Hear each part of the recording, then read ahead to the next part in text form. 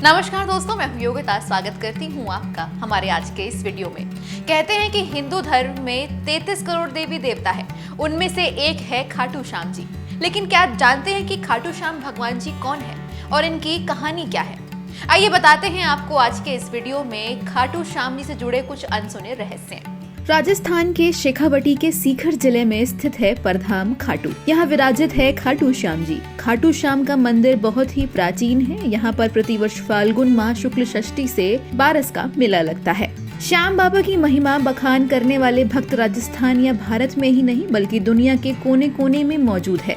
आइए बताते हैं आपको कौन है बाबा खाटू श्याम जी और उनकी कहानी क्या है। खाटू श्याम जी भगवान श्री कृष्ण के कलयुगी अवतार हैं। महाभारत के भीम के पुत्र घटोत्कच और घटोत्कच के पुत्र बर्बरिक थे। बर्बरिक को ही बाबा खाटू श्याम कहते हैं। इनकी माता का नाम अहिलावती है। बर्बरिक दुनिया के सर्वश्रेष्ठ धनुधर थे। बर्बरिक के लिए 3 बाण ही काफी थे, जिसके बल पर वो कौरवों पांडवों की पूरी सेना को समाप्त कर सकते थे। युद्ध के मैदान में भीम पुत्र बर्बरिक दोनों खेमों के मध्य बिंदु एक पीपल के वृक्ष के नीचे खड़े हो गए और ये घोषणा कर डाली कि मैं उस पक्ष की तरफ से लड़ूंगा जो हार रहा होगा। बर्बरिक की इस घोषणा से कृष्ण चिंतित हो गए थे। भीम के पुत्र बर्बरिक के समक्ष अब अर्जुन तथा भगवान श्री कृष्ण उसकी वीरता का चमत्कार देखने के लिए उपस्थित हुए। तब बर्बरिक ने अपनी वीरता का छोटा सा नमूना मात्र ही दिखाया था। श्री कृष्ण ने कहा कि ये जो वृक्ष है इसके सारे पत्तों को एक ही तीर से छेद दो तो मैं मान जाऊंगा।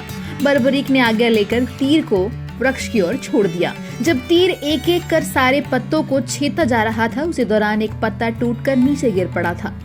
कृष्ण ने उस पत्ते पर यह सोचकर पैर रखा और उसे छुपा लिया कि ये छेद होने से बच जाएगा।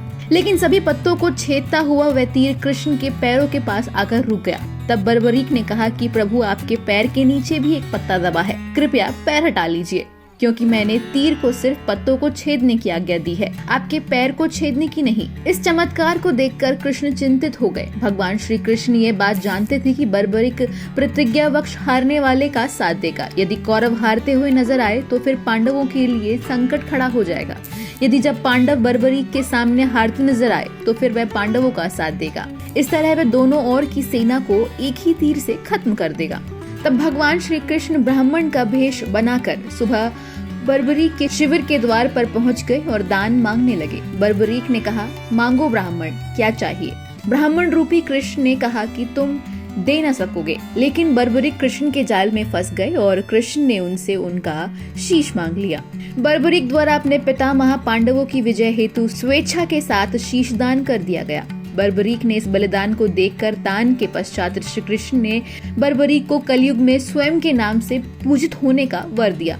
आज बर्बरिक को खाटू श्याम के नाम से पूजा जाता है। जहां कृष्ण ने उसका शीश रखा था उस स्थान का नाम खाटू है। आइए बताते हैं आपको खाटू श्याम जी से जुड़े कुछ अनसुने रहस्य। खाटू श्याम अर्थात माँ स्वयं पराजित, अर्थात जो हारे हुए और निराश लोगों को संबल प्रदान करता है।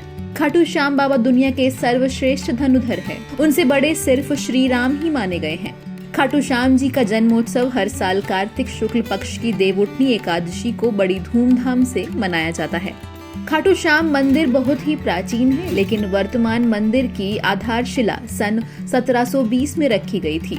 इतिहासकार पंडित झाबरमल शर्मा के मुताबिक सन 1679 में औरंगजेब की सेना ने इस मंदिर को नष्ट कर दिया था।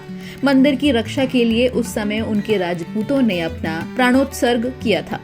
खाटू श्याम मंदिर परिसर में लगता है बाबा खाटू श्याम का प्रसिद्ध मेला। हिंदू मास फागुन माह शुक्ल षष्ठी से बारस तक ये मेला चलता है। 11 के दिन मेले का खास दिन रहता है। बर्बरिक देवी के उपासक थे। देवी के वरदान से उन्हें 3 दिव्य बाण मिले थे, जो अपने लक्ष्य को भेद कर वापस उनके पास आ जाते थे। इसकी वजह से बर्बरिक अजय थे। बर्बरिक अपने पिता घटोत्कच से भी ज्यादा शक्तिशाली और मायावी थे।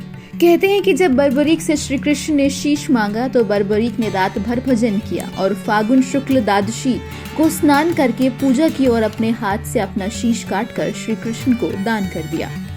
शीश दान से पहले बर्बरिक ने महाभारत का युद्ध देखने की इच्छा जताई। तब श्री कृष्ण ने उनके शीश को एक ऊंचे स्थान पर स्थापित करके उन्हें अवलोकन की दृष्टि प्रदान की। युद्ध समाप्ति के बाद जब पांडव युधिष्ठिर का श्रेय देने के लिए वाद विवाद कर रहे थे, तब श्री कृष्ण ने कहा कि इसका निर्णय तो बर्बरीक का शीश ही कर सकता है। तब बर्बरीक ने कहा कि युद्ध में दोनों ओर श्री कृष्ण का ही सुदर्शन चल रहा था और द्रौपदी महाकाली बन रक्तपान कर रही थी। अंत में श्री कृष्ण ने वरदान दिया कि कलयुग में मेरे नाम से तुम्हें पूजा जाएगा और तुम्हारे स्मरण मात्र से ही भक्तों का कल्याण होगा। स्वप्न दर्शनोपरांत बाबा श्याम खाटू श्याम में स्थित श्याम कुंड से प्रकट हुए थे और श्री कृष्ण शालिग्राम के रूप में मंदिर में दर्शन देते हैं। खाटू श्याम जी मेले का आकर्षण यहाँ होने वाली मानव सेवा भी है। बड़े से बड़े घराने के लोग आम आदमी की तरह यहाँ आकर श्रद्धालुओं की सेवा करते हैं।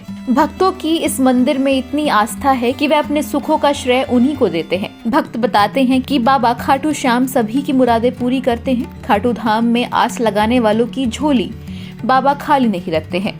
श्री खाटू श्याम बाबा जी का जन्मोत्सव हर साल कार्तिक महीने में शुक्ल पक्ष की एकादशी तिथि को मनाया जाता है। इस अवसर पर राजस्थान में सीकर स्थित श्याम बाबा मंदिर में लाखों संख्या में भक्तों की भीड़ उमड़ती है।